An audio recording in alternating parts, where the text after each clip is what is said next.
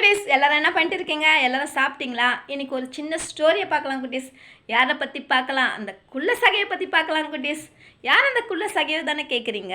வேறு யார்? Income tax officer தான் குட்டீஸ். அவர் ஒரு நாள் ஏசப்பா என்ன பண்ணாராம், அவங்க ஊருக்கு வந்தாராம் குட்டீஸ். அவர் ஊருக்கு வரும்போது அவர் சுற்றி க்ரௌடாம் குட்டீஸ்.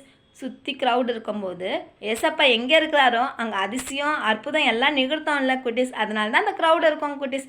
அப்புறம் என்ன ஆயிடுச்சுன்னா, ஏசப்பா வந்துட்டு பேசிகிட்டே இருக்கும்போது குள்ள சகைக்கும் ஆசை வந்துச்சான் குட்டீஸ். ஏசப்பாவை எப்படியாவது நம்ம போய் பார்க்கணும் அப்படின்ட்டு. ஆனால் அவன் குள்ள சகையும் குள்ளமாக இருக்கிறதால அந்த க்ரௌடில் ஏசப்பாவை பார்க்க முடியலையாம் குட்டீஸ். அப்போது பக்கத்தில் ஒரு மரம் இருந்துச்சான்.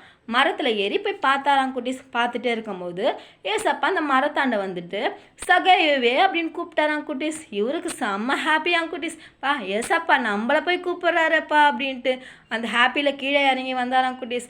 அப்புறம் ஏசப்பா சொன்னாராம், சகேவியே நான் உங்கள் வீட்டுக்கு வரேன் அப்படின்ட்டு சொன்னாராம் குட்டீஸ். இன்னும் ரொம்ப ஹாப்பி ஆகிடுச்சான். ஐயோ ஏசப்பா நம்ம வீட்டுக்கு வராராம் அப்படின்ட்டு.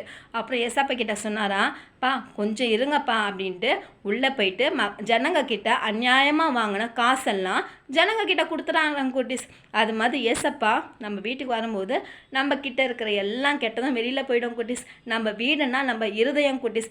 ஏசப்பா வரும்போது நம்ம இருதயத்தில் உள்ள அழுக்கெல்லாம் வெளியில் போயிடும் குட்டீஸ். நீங்களும் ட்ரை பண்ணுங்கள். ஏசப்பாவை நம்ம இருதயத்துக்கு கூட வரவிடுங்க குட்டீஸ். பாய் குட்டீஸ்.